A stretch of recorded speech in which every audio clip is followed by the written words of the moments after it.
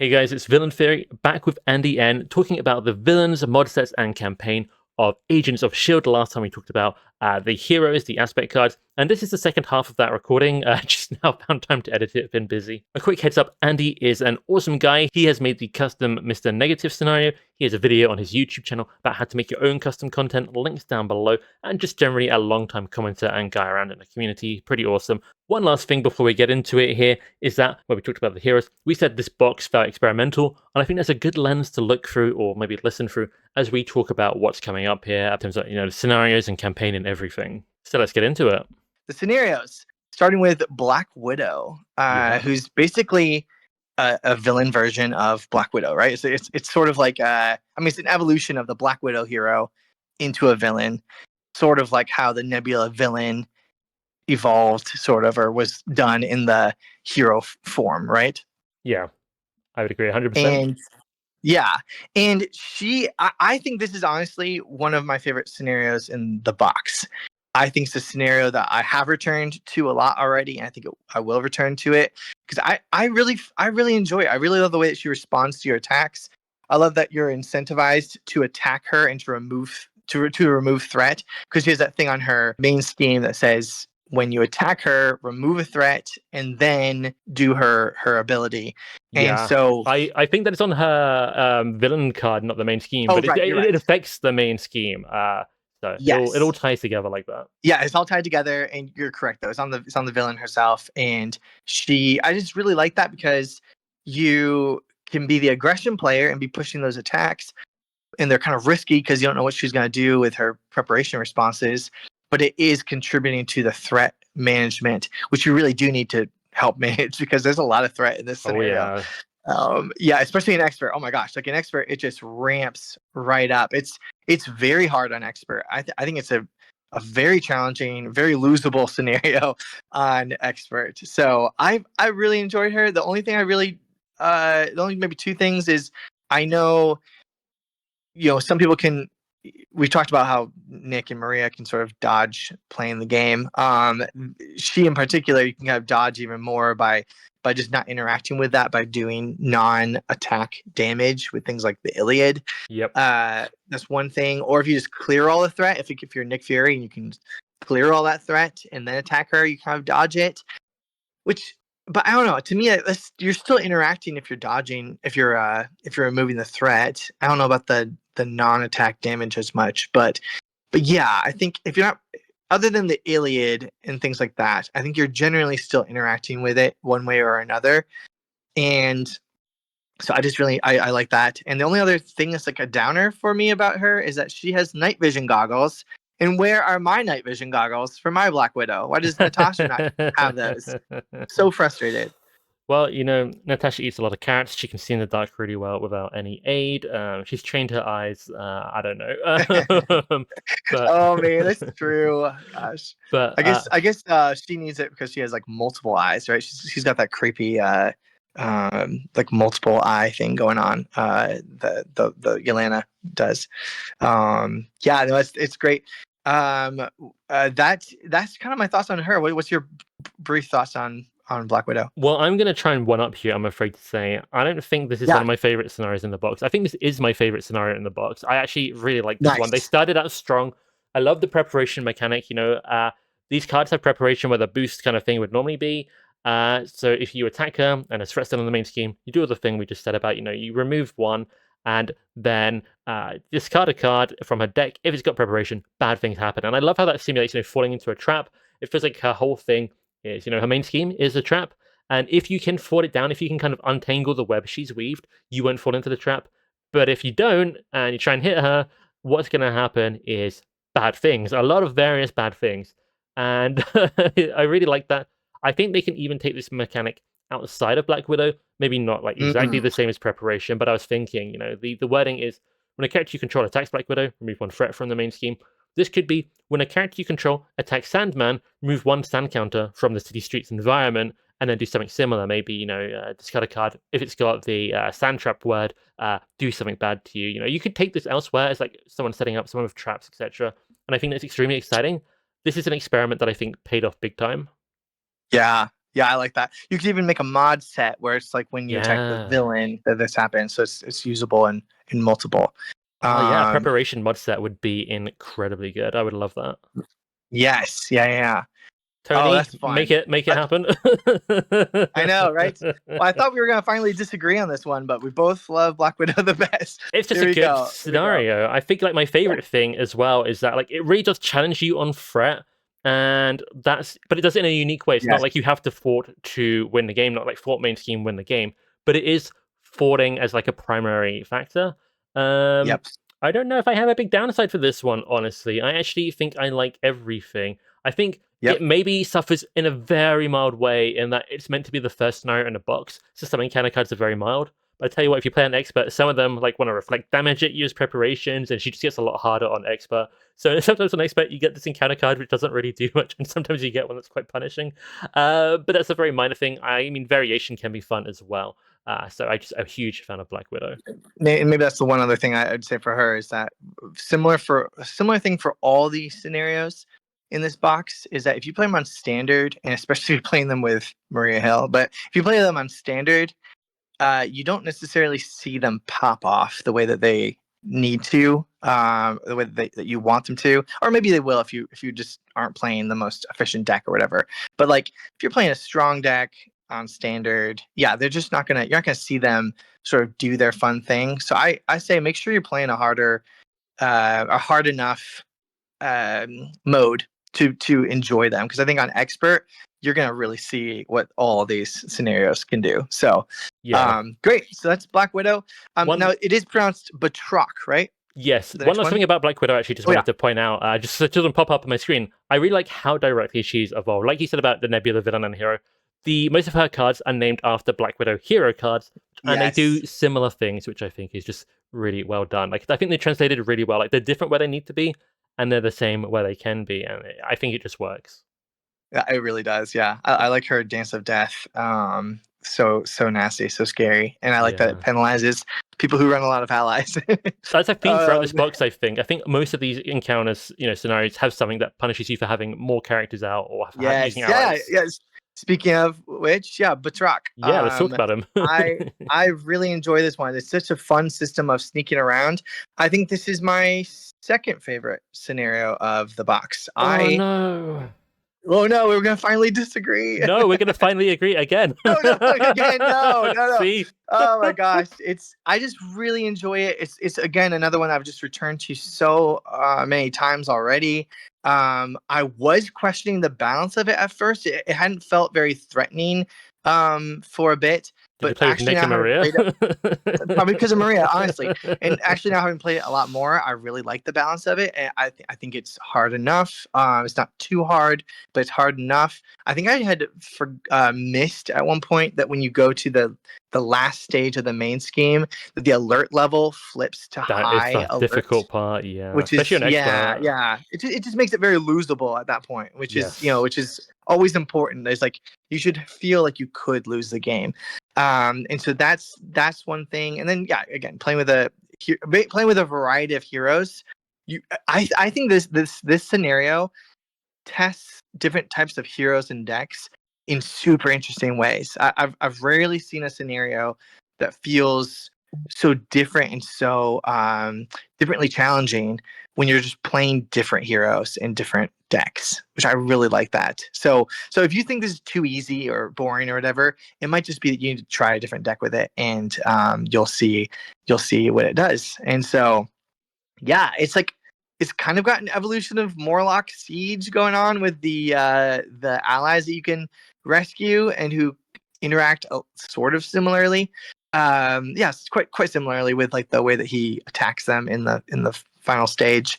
But I think that it's it's so effective in the way that it you are having the ability to bring threat down by attacking the villain. I love that so much. I think this is a really effective scenario, and I hope that this is the sort of the template for more scenarios to come. Yeah, I really like this one as well. I really like how thematic it is for stealth. Like if you're an alter ego, the threat level doesn't go up, but if he can see you, if he can attack you, like the alert level is gonna start to rise, that kind of thing. Yep. And there's so much I want to talk about here. For the alert level, I think it's really interesting. When characters are defeated except by consequential, it goes up. But you can bypass it on a lot of the minions with vulnerable, the new keyword, where if you stun or confuse that character, they get discarded, which avoids defeating them, they're just discarded. So you get to bypass when defeated effects or anything like that. I kind of feel like that keyword was designed, was maybe like conceived for this scenario and then expanded across the box. It feels so good here in the stealth scenario to kind of take people out stealthily, which is what I think that represents. So I That's a good really like point. that. I like the scenario a lot as well. It feels very fun. What I don't like about there's two overall downsides I think that run throughout this box for me in terms of the villain stuff. Just to cover them briefly here. One is that a lot of it feels very preventative. So rather than present me with like a new challenge to overcome, it's trying to like slow me down overcoming the challenges that are already there. And I don't think Batroc does that significantly in that respect. But there's a tiny bit in Black Widow, and there's some more in the few scenarios to come. But what I wanted to bring up for this one is that to reduce the alert level, you have to spend a resource. And it kind of becomes just vaguely reminiscent for me of Collector 1, where I've got to keep spending resources to get stuff out of the collection. I've got to keep spending resources to keep the alert level down. And it's not the end of the world, especially because there are ways to bypass getting threat in a lot of ways. A lot of the encounter cards let you, exhaust characters instead of gain threat on the alert level, or use status cards to hit those vulnerable minions instead of defeating them and raising the threat level. But for me, if I'm having to spend out several resources on lowering the threat level, yeah, I've helped avoid a loss condition, which I could have done by spending those resources on cards in my hand. But I always prefer to play the cards in my hand that belong to my hero or that I built into the deck, that are kind of doing something I've designed, that are interacting on a deeper level.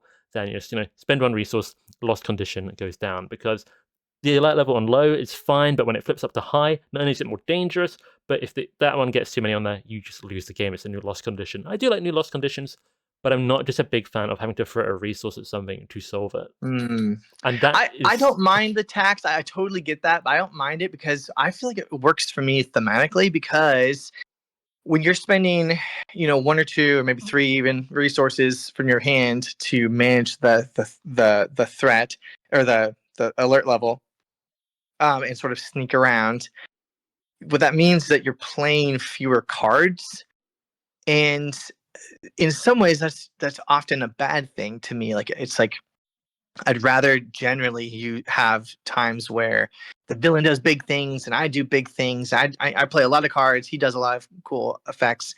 But with this one, it feels like you're sneaking around. It feels like you're trying not to do the biggest stuff, and like you're kind of limited, and you can't just blast your way through with the biggest, loudest things. You have to almost it brings you down to this almost like personal, like street level, for me.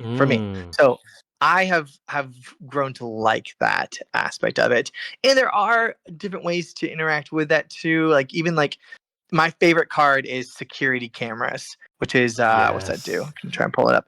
I love that when you're in alter ego, it is actually like a positive thing for you almost entirely. I think it's it's remove one threat from alert level. This card gains surge. And there's 4 copies of it. Yeah, there's loads. 4. Yeah, it's dangerous when you're in expert mode and get multiple on like hero form. Trust me. Yes, that's a good point. I've Yeah, lost because that in way hero once form it before. is. Yeah, in hero form it is nasty. It really does penalize you for those allies, like we said. But if you play like a tighter game where it's like you bring fewer allies, you bring you have a smaller group that's sort of trying to sneak into this facility, and if you can then actually successfully stay in alter ego more often or flip to alter ego, which is so cool. It always amazes me when we are incentivized to flip to alter ego, because we've been trained so many times not to do that. So I really like that dynamic, and yeah, it can be a little mind bendy trying to figure out the threat and the alert level, and then there's minions in front of me who, if I do kill them, they'll add to the alert level. But if I don't kill them, they could be attacking or thwarting. And they might have patrol and guards that are actually slowing me down in other ways. And it's thinky in a lot of fun and I think accessible ways. And yeah, maybe my only downside is like there's a fair number of forced responses, forced interrupts. Like if you just look at, there's threat level, there's usually a forced response on the main scheme. There's multiple forced response and forced interrupts on Batroc. So there's a lot to remember as far as those. I think this might go for a lot of this box. It's so experimental. The villains work in very different ways. From Black Widow's like cast arrow, like if there's no threat in the main scheme, you will not have to get a preparation card, etc. You just got to kind of know how the game works to remember all these points to make them work in the different ways, because it's not built into the base way the game works. And I think that's a great point. Yeah, it almost would like be helpful to have someone sit down and just walk you through the different interactions before playing, or try and make sure you like understand it, because it is a lot of interactions, which I like, but is like I can imagine how the design happens, and then like it all makes sense together. But then the first couple times you're playing it, you're like, wait, how do these?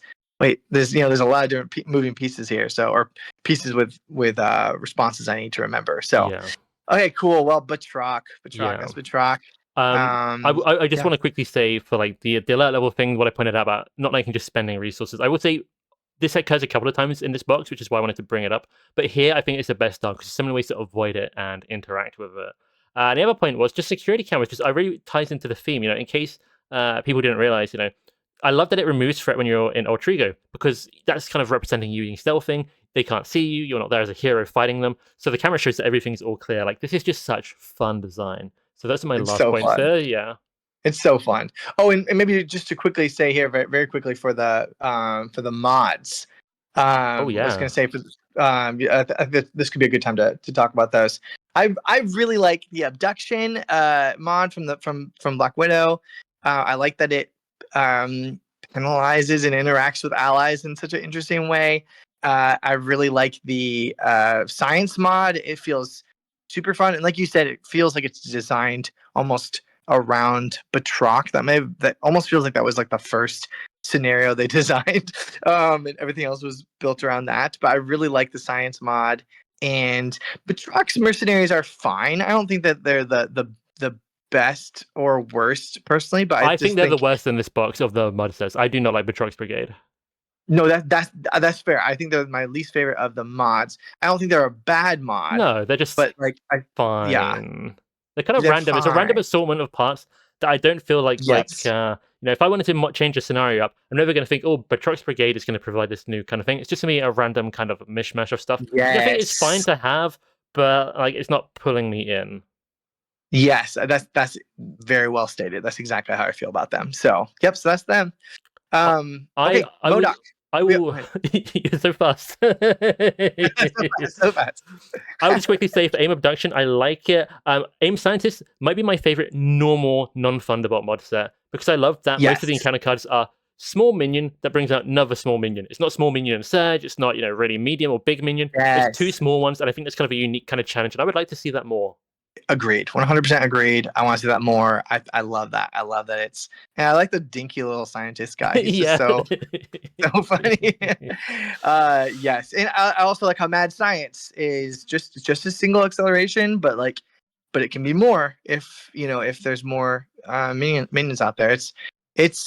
It's a cool one. There's a lot of stuff here. Like even the scientist, it's got there's kind of a guard functionality. If there are other minions, you cannot attack the scientist. So it's kind of a special guard mechanic for the scientist. It's a lot of stuff going on here. That's very cool.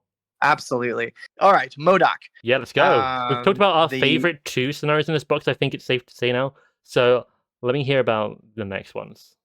Yes. So MODOK, I think it's quite a well-designed scenario that really feels like an evolution of older captive scenarios. I do think it's I'm kind of damning it with faint praise. Quite a well designed. It's quite well balanced. It's quite threatening, I will say. Yeah. I think that the adaptoids don't necessarily threaten too much, as they mostly die too easily. But if they're not dead, their activations are very evil. So that's interesting. I think it's a little too swingy in some ways. I really enjoy the allies that you free and how all of that system works. This is my favorite part of it probably, is I also like the motive to deal damage to MODOK to remove his attachments. I really like that. I like when scenarios don't just let you leave the villain for last and basically clean up. Once you've cleaned up everything for 45 minutes, then just kill the villain. I like that you actually are like, ugh, he's accumulating these nasty attachments. If we defeat him, most of them remove from either Yeah. attacking him or defeating him. So I really like that dynamic. That's probably my favorite thing that I hope they do more of. But I do need to play this more. I think I do agree with the criticism that the adaptoids, like, you just don't necessarily see them activate much, which is too bad and would otherwise make it, I think, a more appealing thing to set up and play. And there's also just we've mentioned this before, but there's a fair number of triggers to remember and a lot when MODOK gets all his attachments. So it's almost like Yeah. part of the challenge is like the headache of this scenario. It's always a good sign when Yeah. there's a headache in a scenario. Yeah. So there's a lot of like damning with faint praise. I haven't. I'm not like a hater on the scenario, and there's so much I really like about it, and especially with the Mm. attachments. But Mm. yeah, do you hate it? What's your feelings? So the people who've been waiting for this, you've been waiting for this. We disagree here because Yes, I absolutely detest the scenario. that's awesome. It's, Detest it. I mean, that's a strong word. I'm exaggerating it a little bit for the content, but I actually really do not like this scenario. And it's going to sound really funny. I actually really like the Adaptoids. I do agree that, like, I think they just have the minion problem in general. If you like defeat them, Yeah, if you whack them all, them, they don't get to do anything. But I like yeah. how the variation every time I play this, there's like I don't play an expert. I get 2 different upgrades in already, so many different combinations. Sometimes their attacking is just huge. Sometimes it's like a mixture of scheme and attacking. So like they're really interesting, and I love how when you defeat them, they remove an all-purpose counter from an environment, which has functionality with the campaign, but also has functionality with the holding cell mechanic, where there are lock counters, which are all-purpose counters to represent those. So you hit the minion and you progress the win condition. I think is really fun. So in some scenarios, like you said, sometimes the villain is just left to last as cleanup. But here, hitting the minions is actually progressing the game state and isn't just cleanup, which I think is really fun as well. So I'm actually a huge fan of the Adaptoids, where you went a big fan.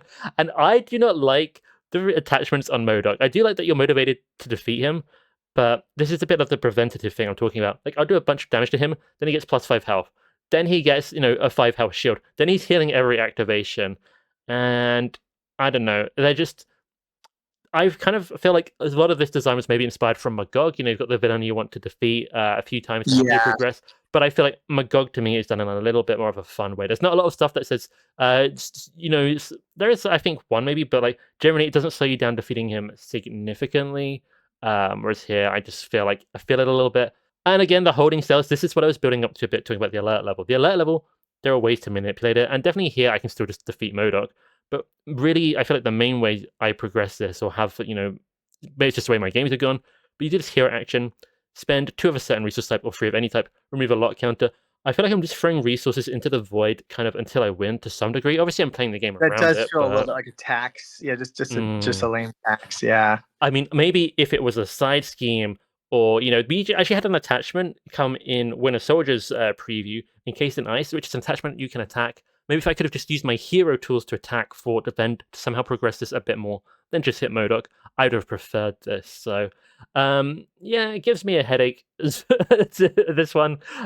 So, not a fan of this. It's probably Uh, in my bottom 5 to 10 scenarios in the game, unfortunately. wow. Okay. Yeah. Yes. 10 is quite a Yeah. lot. Yeah. There's No. only like 50. That's like 20% of all the villains ever. So like take that with a pinch of salt, but like it's not a Yeah. scenario I'm going to be coming back to a lot. I already know that much. Okay. Okay. I think that's all very fair. And not so far off from how I feel about it. But I think for me, I guess the thing I do like about it is that MODOK, as a character, he feels 3 things. He feels to me like annoying, like a headache. Yep. As a character, he feels like he's dangerous, like he could hurt you badly, but also feels like kind of fits with the whole derpy thing of like he could hurt you or he could just like totally screw him over and he actually ends up being sort of a punk. Yeah. Goes out like a punk. And I feel like that's kind of how this. I think that the scenario captures that very well. And what I'll say is, I almost feel like it would have been like a failure if the MODOK scenario wasn't annoying. Does that make sense? I will say, I will say, I like how MODOK resembles the Doomsday Chair version of MODOK because he's got that retaliate, and you Yes, defeat him, he comes back. You got to do it again comes several back. times throughout the game. Yes, So they yeah. absolutely kind of nailed that. So I mean, there is an aspect of that that I will agree with. It's almost like when you're watching a movie and there's a character who's supposed to be like really annoying, like that's their character. And it's sort of like I I I get that that's their character, but also I just don't want that. I don't want they're annoying me, you know. So it's very Yeah. similar. MODOK I think has always been that kind of character where he's really annoying. And so how okay are you with sort of engaging with an annoying character? And I think I'm a little bit more okay with you, at least in this instance. Although when I'm watching a movie, I can't stand that. If someone's just annoying, I'm like, oh, My can't. my problem here is like I think the scenario is like perfectly playable. It's like no Collector 1 for me. I know Tony the designer actually likes Collector 1, but like for me, like I could play this and I'd be fine with it. But then I've got like 40 plus other choices, which I think I'm just gonna enjoy without That's being fair. annoyed Yep. and headachy. Like I just probably wouldn't Exactly. go to Yep. that. I don't typically need a headache for sure. So Yeah. that's a good point for sure. Well, Scientist Supreme, I really enjoy that mod though. Do you like that mod? See, again, this mod is probably my second least disliked. Well, wait, I said that wrong.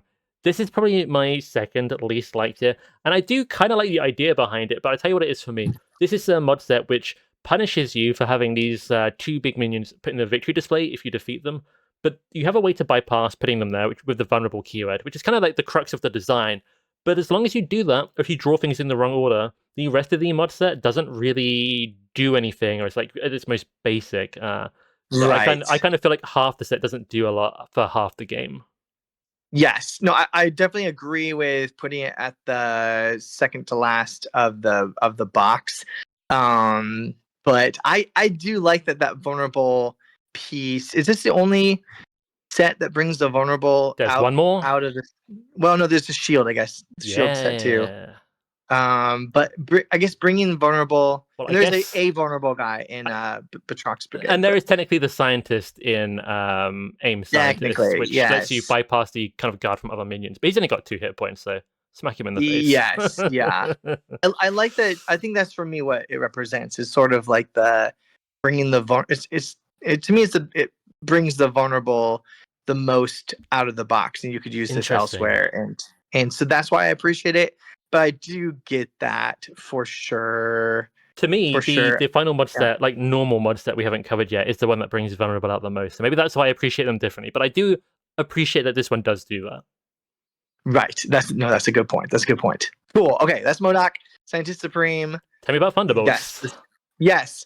Thunderbolts. Okay. This is an evolution obviously of the multi-villain scenario, Oh right? yeah. An evolution of it into what is maybe the worst and least inspired approach possible.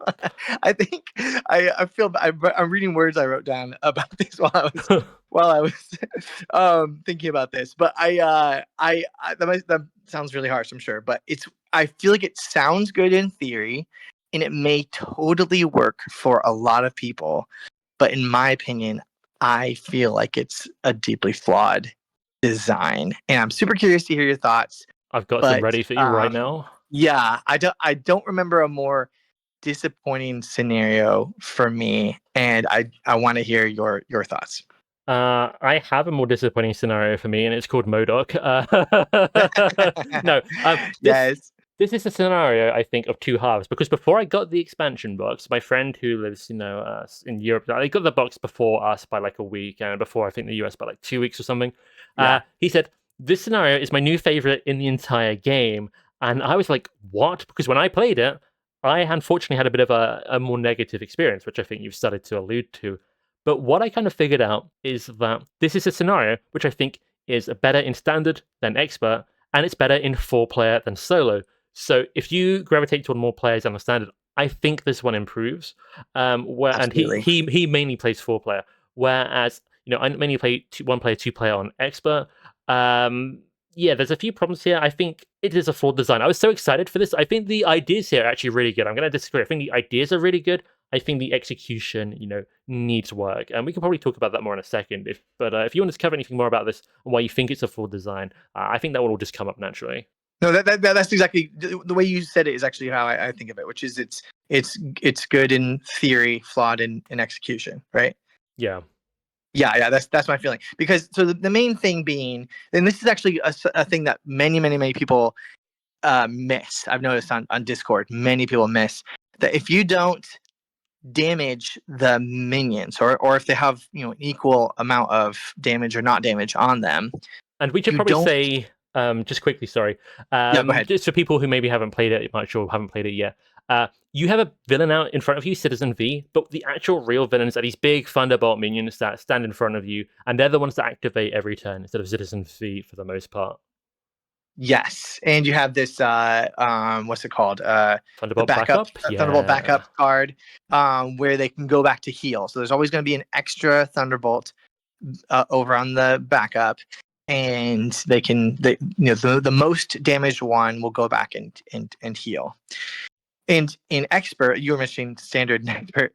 In expert, the amount that they heal and the Yep. fact that they get tough statuses just further shuts you into this way that you basically almost need to play the game, which is essentially don't attack. Yep. Don't do anything. Don't do Non-interaction. anything. Just manage threat, survive attacks, stun and confuse, and build. And then once you've built up, then start one-shotting the minion, the villain type minions. Because if you don't touch them, they don't move around at all. They don't move. They don't switch out of the backup. The guy in the backup just stays in there because you don't have to move them. Yep. The word I have down is static. Static, exactly. It's static, and I wish it was more dynamic. Like Indeed. that's what you want from a multiplayer, a multi-villain scenario. Like, why else are you doing it? Like truly, like a multi-villain scenario. The point of it should be to be dynamic and surprising. And like you were saying, though, in 4-player, I think that is going to happen more because for many reasons. Both because there's just more events that are coming out, or treacheries, I should say, that are coming out that might shift who's in front of you. There are, heroes that might have, probably one of your heroes has some sort of incentive to do some damage, maybe, and so then they damage somebody, and then as soon as one's damaged, like things are going to move around a bit, and so there's a little bit more dynamism. It's almost like as soon as someone just like makes a little mistake, even like it's going to be much more dynamic and fun and funny. But if you just are sort of hold and just hold the line until you can then nail somebody, it's just not going to be hardly dynamic at all. So in solo and even 2-player, here's another big thing I've noticed. Not to shoot into this too fast, maybe, but like in even playing 2-handed, or I even tried to play a scenario 3-handed, and because I am controlling all those heroes and I have that game plan, it's still just too easy for me to not touch them, not move anyone, and then just build up and then take people down one at a time and go from there. And so it's a scenario that I think almost has to be played multiplayer, for me at least, to enjoy it. But I want to hear your thoughts. Although I should just add in one other thing too, yep. which is that I also realized that it can quite depend on which mods you use. So the Power of the Atom and Supersonic are two. So that's the Radioactive Man and the Mach 4 minions. They didn't come up for me at first in the first like several plays I had, and Supersonic especially did not come up.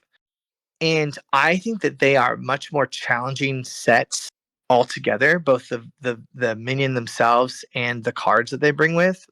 And I think Supersonic in particular, because it can bring in overkill, I think it's just necessarily going to be more dynamic and more fun. And I've had more fun with it, sort of dependent on which ones we're using. Yeah. That's yeah, interesting that's to me. Okay. Because to me, it sounds like you're randomizing which sets you get. Is that correct? Yes, I've been doing that. Yeah. Because technically you get to choose them, which is interesting. So open to choosing a variety. Yeah. And I agree with you. There's a lot of things I want to talk about in response to what you said here. Yes, I think for me, please. And this is particularly on expert mode where they heal twice as much and get a tough, but even to a smaller degree on standard. There's an element of Sabretooth here, and it's preventative, it's slowing you down. Yeah. You do work, and it undoes it. Like, the healing feels bad. I'd much rather a minion come out with, let's say, 4 health, and I get to defeat that, then 4 of the damage I've done to another target gets undone. That just feels less good. It doesn't feel great to me. So there's an element of Sabretooth in this scenario, and there's also an element of the Sinister Six and Sinister Motives. If you play them solo, that's 4-player. In 4-player, the encounter cards are triggering, that are pulling more out, they're going crazier, there's more of them around. Whereas in solo play, you kind of defeat one, and then one will pop back up. Defeat one pops back up. It's more static, and that is the case here. It's different, but there is an element of, I would say, unfortunately, maybe, I feel really bad saying this, but maybe some of the worst parts of Sinister Six and worst parts of Sabretooth manifest here. Yes. And what is otherwise a good idea. So I actually love having these big minions out. I love that they'll rotate, swap about, but it doesn't happen enough to make it interesting, and the healing is annoying. And, I have done this scenario. We did a 2-player game with Gamora and Iceman, 2 characters which don't have tons of massive attacks, or, don't set up like a big combo of damage, and don't really have naturally any status cards, which made this more challenging. But even though they were swapping more on that, it just meant they were healing more, and it was very annoying. I think the fact that what I think this design does is it treats the big minions as villains, but in terms of the encounter deck design, it treats them like minions, because it's only one minion in the entire thing that will ever get into play with you that didn't start in the game, and that's Jolt. Aside from that, you just have the same enemies the whole game, and I think that contributes to making it feel static. I feel like if you had these big minions, but then there were still regular minions coming in, it would feel a lot more dynamic and a lot more fun things to do. Totally agree on all of that, and I think it's unfortunate to me because obviously like there's so many Thunderbolt mods in this whole wave, so I got kind of like down of like they're all about this, but I think it really is. I think, yeah, go ahead. I just want to say I do like the Thunderbolt mod sets. Like, take them outside of the scenario. Yes, I think as big boss modular sets, they are some of the best. They really are. They're super fun. I really like. I think my suggestion there is sort of, again, don't worry about the how many mods you're supposed to have in a scenario. Add it in on top of it. Outside of Thunderbolts, there's no card that brings them back. Whereas in Thunderbolts, my favorite card is that down but not out card. Oh, interesting. I don't like that. It just makes me feel like I've undone my work again. It is undoing it, but it's at least dynamic. Yeah, it's like, true. okay, these are back. And it means that like you don't know for sure they're gone forever. Whereas if you do bring in like Pale Little Spider with Black Widow, and you play her as your only mod in, say, Claw, well, as soon as you kill her, all the rest of her cards are, or at least most of the rest of her cards are functionally Surge. Just they don't really do anything on themselves so much. They're mostly going to just be Surge into another one since there's no Black Widow. And so I feel like it makes a really big impact until she's gone, and then it has almost no impact on the scenario. I always think that's a feature and not a bug. Okay. And I'm gonna say the way I see them, and maybe it's a perspective thing. I see them as an extra villain stage, and when that's gone, like that's a villain stage gone kind of thing. No, I agree with that. But if you think about like something like Claw, for example, and you have Black Widow, if she's your only mod, no Masters of Evil. Now when she's gone, all you're dealing with is basically Claw cards, and there's no other flavor. I think we agree. Talking about in the context of adding extra mod sets, I think if a mod set, if a scenario recommends 2 mod sets, you can have this as one, and like a big minion set as another one works fine. But if it only recommends one, use one of these as like an additional one, not the only one. Yes, I 100% agree in that respect. That's exactly. Because I think that was my only downer at first. Was I tried them out? I tried them outside, and when it was the only mod, it was just like, okay, this is all I'm seeing, and then I'm not seeing anything, and then no flavor. And so it's been way more fun when I've been like, okay, I've got this scenario, and it's got either the default mod or another mod, but now there's also on top of that there's this like you said, another villain stage who is going to be an extra activation as well on top of that, and is going to really like mess with our mid game. And once we knock them out, like, yes, the scenario is going to be easier, but like I don't know. Some scenarios can really benefit from having just a much harder mid game, Yeah. and so that's been really fun. So yeah, so I do agree with that, and especially like the ones with more interesting effects and such, and whenever something adds overkill, that's a big draw for me. So I can't. You Sorry, do I'm so like anti. Mech I War? don't, so yeah, I mean so again, not to be too negative. I think I actually have chilled out a lot on this. I kind of made it my personality for a little bit to be sort of negative about Thunderbolts, but I think I've chilled out a lot more about it. And I think it really just for me the main thing is now I just tell myself, okay, I will get through this if I'm playing solo or two handed, and if I'm playing multiplayer, I can expect to have a lot more fun with the Thunderbolt scenario. Yeah, I think that's kind of like, how I said, like, for me, Maria Hill is, like, for me, I'm mostly considering as a 3 and 4 player character, and I'm not really touching much at the moment otherwise. To me, Thunderbolts is a Yep. shame. The more people, the better. And outside of that, I will say this is going to be a little bit of a tell for people as we're about to move on. But for me, I think Thunderbolts is my third favorite scenario in the box. Yeah, no, so, I can see that. I can see that. Okay. so That's fair. even though there are parts of it I do quite dislike, there are parts of it I do quite like as well. And I do think the Thunderbolt mod sets really are very good. And having a combination of them makes a lot of interesting effects happen.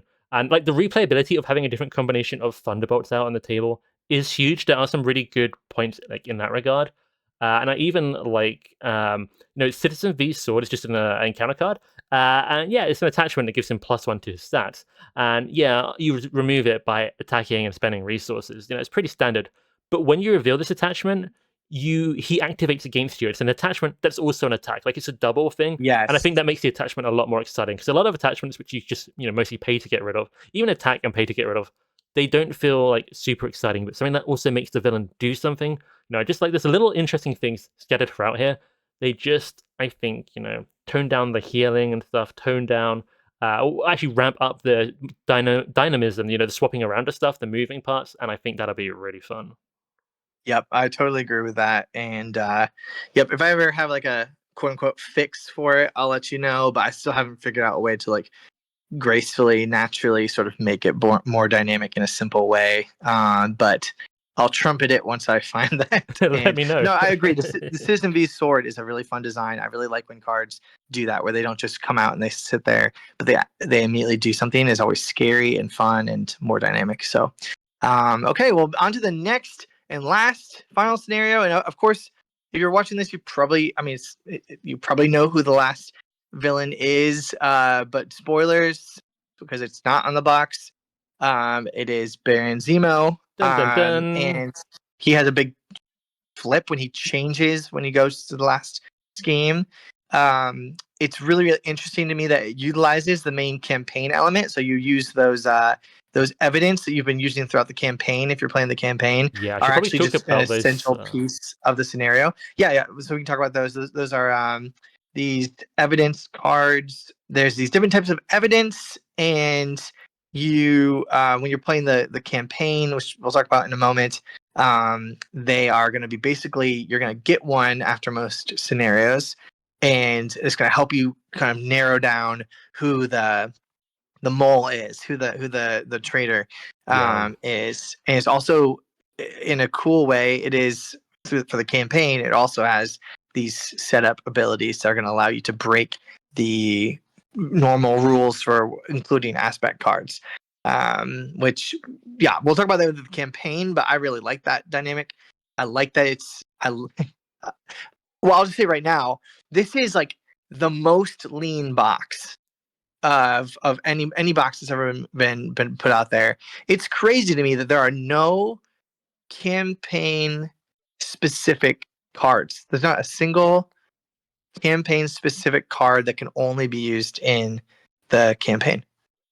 Yeah. Um, yeah, all of the executive board stuff, that's its own mod.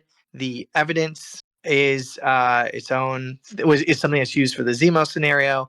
Yeah, there's never been a box that has not had a single card that basically becomes useless if you aren't playing the campaign, which I think is super fascinating. I think there's pros and cons to it because they've kind of wrapped up a lot of the campaign mechanics into Zemo. And just to bounce back to him very briefly before we go Yeah. into it, there's something right at the start I want to mention. When you're setting him up, If you're doing this in standalone mode, you have to prepare the evidence, which is part of the campaign, and it sends you to a certain page of the rulebook. Baron Zemo himself has like a 2-page spread in the rulebook with all these different things to consider.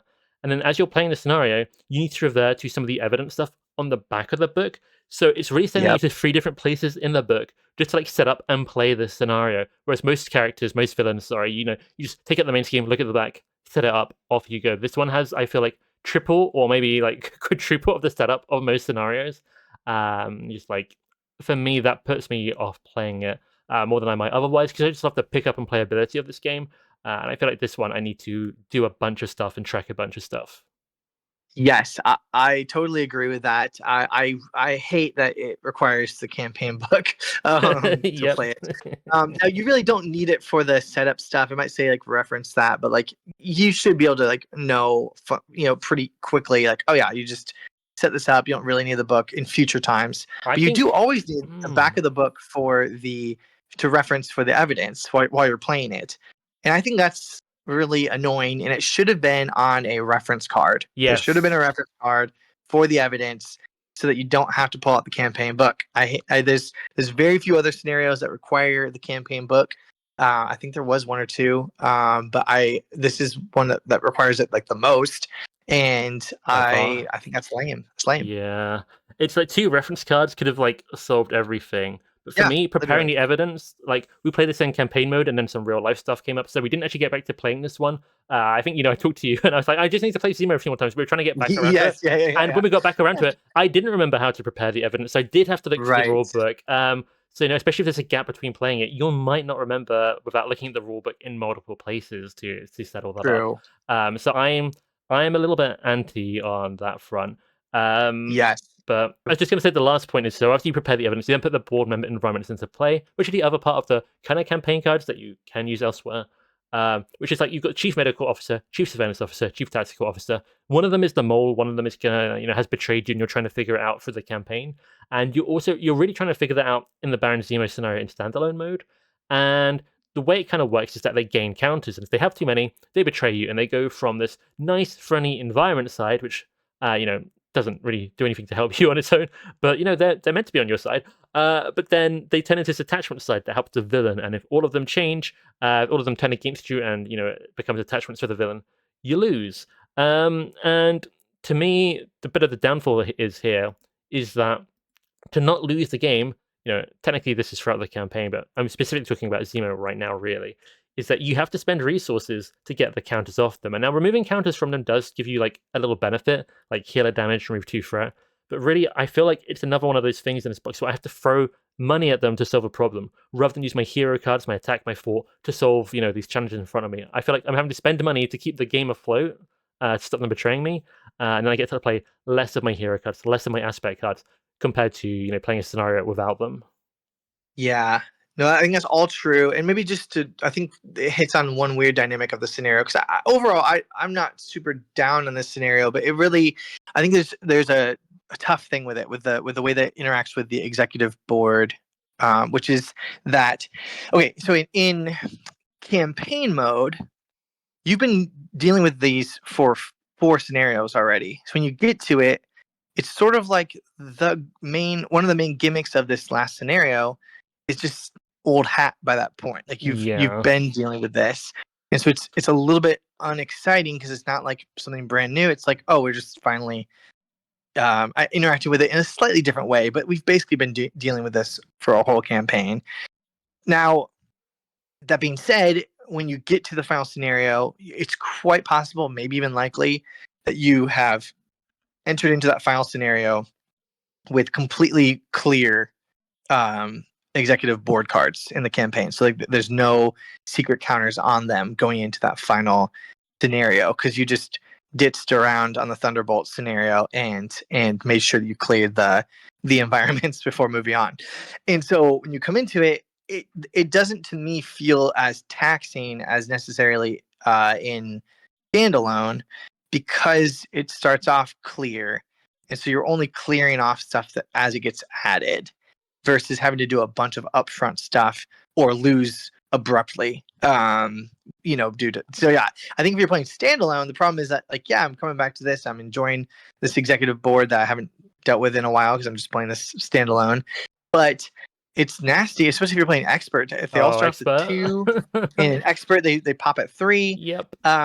You have to like basically spend. Everyone has to contribute at the start to clear off some of those things, so that you don't just get crushed by a bad aim interference or a bad Zemo card that deals with it. So Yep. I do think that overall I actually like it better in campaign because it's like, yeah, you're coming into it with them probably cleared, and so it feels a little more fair almost, and not as like, immediately stressful. But so I don't think I like it as much in standalone, even though it's also a little bit like, yeah, it contributes to it feeling not as uh, epic of a final campaign scenario. So yeah, that's my thoughts. I will say, let's just focus on maybe campaign a bit because we talked about it quite a lot. I will say there's actually several positives to Zemo. There's several bits in the Zemo scenario I really like. But before we get to that, just for the campaign, I think the premise of there being like a trader and trying to figure it out is really fun. There's replayability. It's different chance of it being a different person every time. And I do like that the evidence cards have this setup thing that lets you take a card from basically outside your aspect, or from a certain aspect, and not only add it to your deck, but potentially add it to your hand. You can take varying, there are 2 different downsides you can take to manipulate things either way, and I think that's fun. Only problem is I don't like that one of the downsides that you have to do to trigger this is that you have to add a counter to a board member, because I very quickly got sick of having to pay money just to keep the game afloat. Right. So I didn't really like that.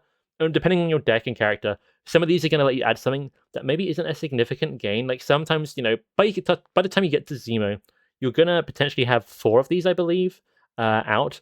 And I'm using maybe 1 or 2 of them. And it just means I've got several rewards from like doing these things, which I'm not actively using, which I think is slightly unfortunate. So for me, the campaign, I had really high hopes. And I think it could be, you could use elements again of this, and it could be amazing. But the execution for me didn't fully land. I do agree with that. Yeah, I do agree with that. I think I really like how lean it is. I love that no card goes unwasted in the campaign. I love that everything's utilized by the scenarios, and so there's nothing just like sitting in your collection that will never be used if you don't like campaigns. But it is unfortunate that oftentimes your best option is just to not actually take any aspect card. I think I can actually disagree with you and prove you wrong at one point, actually. And that's I'm forgetting. I don't think the Mojo Mania campaign, it's not from an expansion box, but I don't think that has anything in it that you can't use outside of the campaign as well, if I remember correctly. No, that's very true. And very that true. one, I meant campaign box. Yeah, campaign box. That is yes, yes, but yes. That's a good point though, and that's part of the reason why Mojo has been such a. I mean, gosh, I love the Mojo Mania. That's probably the best product in the game. Honestly, I love Mojo Mania so much. But what I just want to say quickly is that I think this campaign is an evolution from the Mojo campaign, but I think it went in slightly the wrong direction because, like you said, it's very lean, and the cards let you start with different things in hand, get things into your deck. What Mojo does is when you do well, you get things that were already in your deck kind of to start with. So it's giving you that bonus of things that were already in your deck that are going to actually help you. Whereas here, it may or may not help you, and you have to take an extra downside on top of it, which I think is less satisfying. But I feel like it's very similar in that they're trying to interact more with player cards and, starting with benefits that kind of, you kind of choose. I think that's kind of Tony's design style in a way. But for me, I wasn't super a fan of it here when I really liked it in Mojo and Next Evolution. No, I think that's fair. I think I'm a little bit higher in the campaign than you. Like I really do. I'm quite low on campaigns in general most of the time. They're just typically not super for me. I really like a playable campaign. Like if a campaign feels to me like it's a good time. Also, if a campaign feels like it's motivating you to play itself, if that makes sense. Like I hate a campaign that penalizes you for playing the campain. That's like, this is make it just strictly harder, that kind of thing. I like that overall this is going to make it harder in some ways, easier in other ways, and I don't think it penalizes you for playing it. I think it gives you enough incentive and reason to do it. But yeah, it's a lot of taxing. Though again, just to counteract that a little bit, you're paying resources, but the removing 2 threat or dealing 2 damage or healing, I think, right? Yeah. can be really interesting. Like can Yep. be really exactly what you need at certain points. So I've enjoyed that element of it. That like yes, it's taxing, but it's not just a tax. It actually sometimes it's allowing you to do things your deck really couldn't have done before. So I don't know. I think I'm a little higher on it, but I do wish that there was slightly a different dynamic with the aspect cards because the campaign rewards because it does often feel like, well, I could throw this in, but I'm not gonna just randomly throw something in. Like it has to be a really worthwhile card for me to actually want to add to my deck, or I am doing it purely just to have an extra card in my hand, which is stupid. Yeah. That's a bad choice. So, and unfortunately, the one other thing that does that's probably not the best design is the if you get the protection upgrade, for example, as your campaign reward, that can essentially again further ruin the Thunderbolts scenario. Because if everyone can start off with pinned down in their hand, you can all just throw it on a dude, and it's basically game lights out, game over. That's so funny. I've never Now, done that.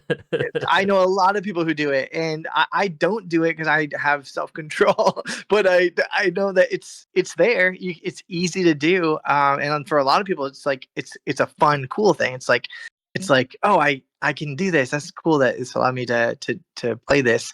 But it's just it really shuts that scenario down, and that's kind of wild to me. So it does. Yeah. That's a pretty specific complaint, but yeah, I don't know. I almost feel like they decided at some point in the development, hey, we could do this with no extra cards. Let's have that be our thing, and everything is going to be incorporated into the scenarios or into the it's all going to be no card left behind. Let's make that like one of the almost like things on the board of like how we're going to do this, and I feel like that maybe limited them in a couple small ways, I feel but like I yeah. I feel like that's doable, but there's Sinister Motives has the it's a Sinister Six mod, Sinister Assault mod set, and Yeah, that's only recommended like used in the campaign. You pull a few of the guys out sometimes, but you can use it as a normal mod set. So I think that's a really elegant way to do it. Put out a few cards you need throughout the campaign, but if you want, you can just use the whole thing in standalone mode. Maybe that's a slightly different path. yeah. Sinister Motos, I think, should be the model for that in a lot of ways. They nailed a lot of things, including the symbiote suit being able to be. You can't use it until the last scenario, but you can get it. Like that's cool. I still wish. I mean, we got those envelopes for evidence in this game. And I got really excited because for a second I thought that we were gonna have like envelopes you could open up that had extra cards that you only got to use if you won this campaign. Oh, that's so I cool. really want that. I don't know if they'll ever do that, but I really want like I like when you have a motivation to do the campaign at least once. And I think that having like, hey, there are more aspect cards in here that you win if if you can do the campaign. I would like that. Speaking of which, one other thing on the campaign or the box that was a small complaint or unfortunate thing was Zemo is not on the box. Even in the book, they did a great job of redacting his Yep. name all the way up until his scenario comes up. And yet, And yet, there's not a single stop, do not look at nope. these cards type of card or indication when you're opening up the cards. So it's impossible for someone to open the box and not see it's Zemo before Yep. the campaign has started, which is I not was a huge deal, but it's frustrating. I'm so glad you brought this up. I was going to mention it. It's like they redact him everywhere, except when you like actually open the box. If you even set up like this scenario before it, you are going to see him. And it's Yes. hard not to see him because I assume most people, like a lot of people, will just sleeve up all the cards. That's what I do at least. Absolutely, And absolutely. The only way to solve that is what I did for my brother was that I opened his box for him. ah, I opened those cards, I sleeved them for them, and then I put them into a separate envelope for him. So I put the Zemo scenario into an envelope for him to open up. So so what you're because of that, saying, you need to get the full experience. Another person to spoil the surprise for themselves and then hide it for your benefit. Yes. I'm right now. You can email me. I will have a service for people that I will take your Agents of S.h.i.e.L.D. box. I'll put their Zemo into an envelope. No, it was he got to experience it though of like they until reading like the transition comic or whatever from scenario 4 to scenario 5. That was the first time that there was an actual reference to Zemo that he saw, and then was able to open the box, the envelope, and then see, okay, this is who it is, which is cool. And I feel like that could have been done simply enough if they have just put the last of the cards, the last set of them was maybe upside down or something, and then had like a stop, do not look at these cards. I mean, there's a stop card in every hero pack, right? There's a stop card that says stop, don't keep going. Like, why couldn't you have put a stop card right there, and then maybe on the back side of that have that reference that we talked about of how the evidence works. So it could still have been lean in terms of having like a double use. And yeah, and it would have been a reference card used in that scenario would have been like it would still have fulfilled the whole lean thing of like it's always every card is used. That reference card would be something you would always have to use in the scenario. And so anyways, that's my feeling there. But last couple things on Zemo was gonna say, for the issues with him, I still just really like how a lot of his cards work. I think you might have mentioned that too.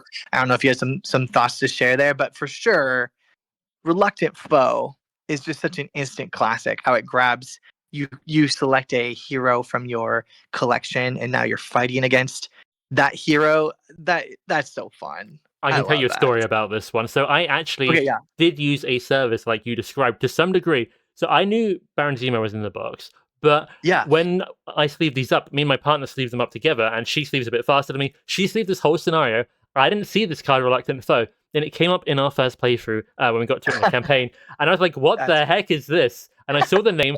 I saw when revealed to search your collection for a hero, and my mind started to explode, and I loved it. And we beat up Quicksilver because Quicksilver had 9 HP and 1 attack, so we targeted him. but I loved seeing this for the first time, and this is like, it's got to be one of the best encounter cards in the game, surely.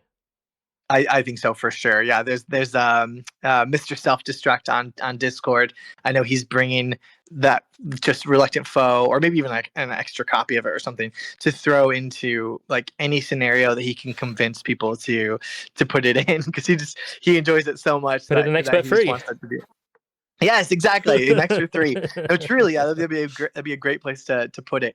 It's I love that dynamic. That was such a fun experience to have that pop out, and then to have like a hero turn on you. It was really effective. It worked so thematically. That was an instant classic for sure.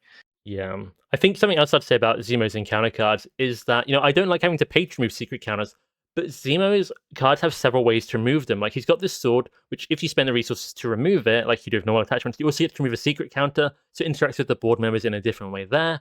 You've got Battle of Wits, which, you do pay resources to reduce it, but not only do you reduce the threat from the scheme activation it causes, it makes Zemo start to scheme, and you can reduce the threat, but it also removes secret counters for each threat you prevented that way. So, and you've got like a side scheme, when defeated, remove 1 secret counters per person, so on and so forth. I like this different way to interact with secret counters, and I kind of think if the evidence stuff hadn't been a campaign mechanic and they designed it just for Zemo, maybe there's no paying for it.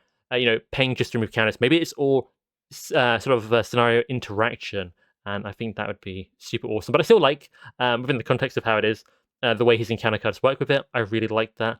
And there's a couple of S.h.i.e.L.D. minions people have probably seen on my screen here as part of this. Use the S.h.i.e.L.D. modular set as part of this. Fighting S.h.i.e.L.D., fighting good guys, the reluctant hero thing. I think it's such a fun twist and lets you do so much storytelling in Marvel Champions. Yes, 100% agree. Yeah, love that.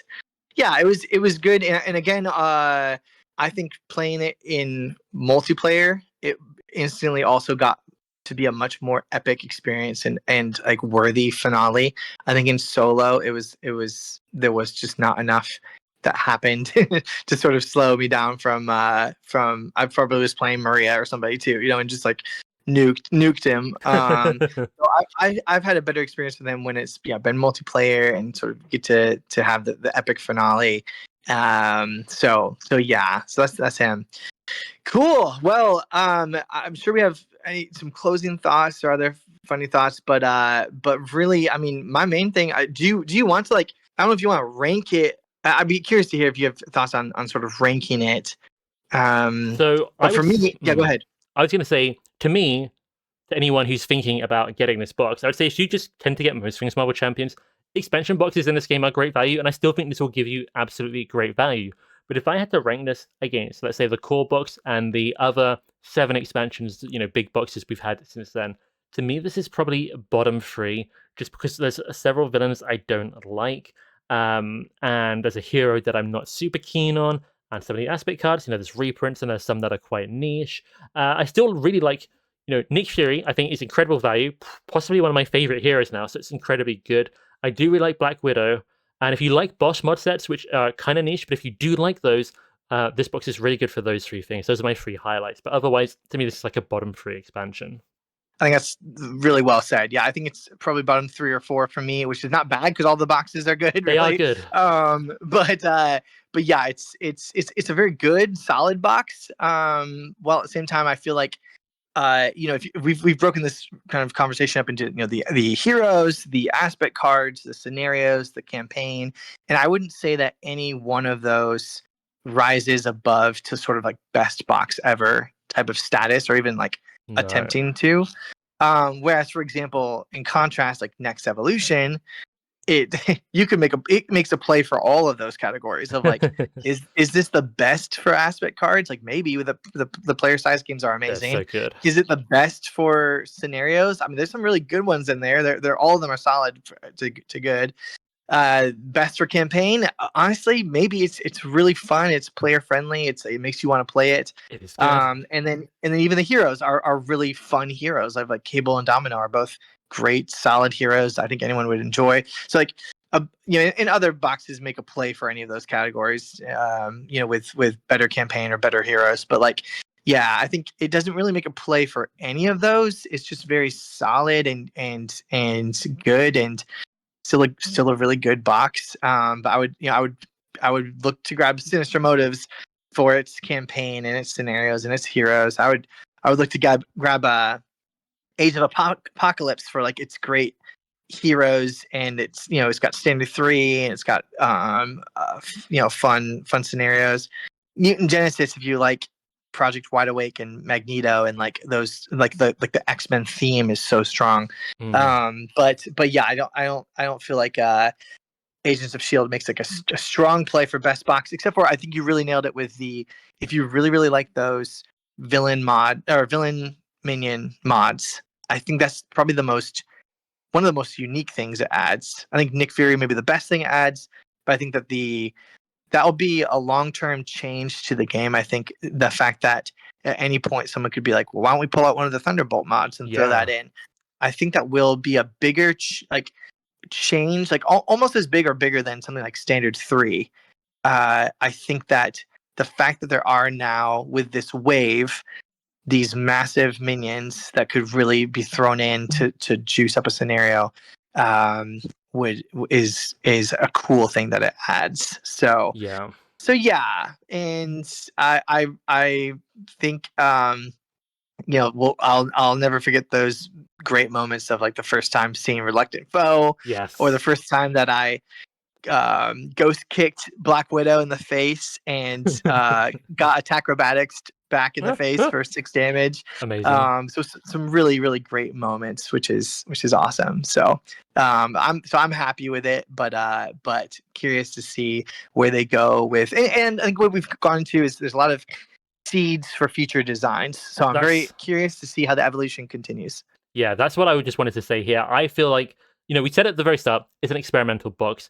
And some of the experiments have paid off, some of them haven't. And I feel like a lot of the things in this box have walked, so future things are going to be able to run. They're going to take lessons learned here and things they've tried to a better place in the future. But in terms of if you want to buy this box, obviously that doesn't help you now. But if you do buy a lot of stuff from other champions, it does add a lot of value on the whole. There's just a few parts which unfortunately disappointed me. The last thing I wanted to say, we never actually talked about the shield modular set in full. We don't have to say a lot here. I like that this set, and I think the scientist set, the small aim scientist set, they add patrol onto almost all the minions, which is not a keyword we see used a lot. I love that, we're fighting shield, as I kind of mentioned there. And I love that they have Thunderbolt, that you can bring it into other scenarios. So I think there are, the shield mod set to me, honestly, long term might end up gaining a lot of value, a lot of use over time with that. We'll have to see what they do with Vulnerable going forward. Looking at Cyclops' pack, the temporary keyword, we never saw that again. So these things aren't guaranteed to be long-term additions to the game. But I have overall enjoyed my time with Agents of S.h.i.e.L.D., but certain things like Nick, Black Widow scenario, just stand up above the rest, which I'm a little bit less keen on. Yep, absolutely. Well, this is awesome, Agent Villain Theory. This is a great call. And this is really fun, and I think we can see why we haven't normally done content creation together, because we both could talk for forever, and also we both agree on probably too much. But this was super fun. I hope that people really enjoy this conversation, and really, thank you so much for having me on, and it's been great. And just a thank you from the whole community for all of the content that you've put out over the past few years. Really, really thankful for everything you've done and what you've added to the game, and even if your output is slowed, your impact will remain I think for forever. So thank you. Well, that is incredibly kind. I'm almost not sure what to say, but thank you so much. Thank you for coming on. I actually think this was really good, because you did bring up points I didn't bring up, but were good, or expanded on them in certain ways. So I don't think us agreeing necessarily is a bad thing. I think maybe in some ways it kind of maybe reinforces some of the things we say. Not that this is absolute truth. Check other reviews, check everything. But definitely, it helps me feel like I'm not going crazy for some of my opinions, which is always good. A little more sanity than when you're talking with Boom Guy, right? Well, I don't think I can comment on that here, but I'm not going to deny it either at the same time. I couldn't come on here and not drop a dig on Boom Guy. So perfect. Well, awesome. Well, thanks so much, Villain, and I hope you have an awesome rest of your day. And thanks so much for having me on.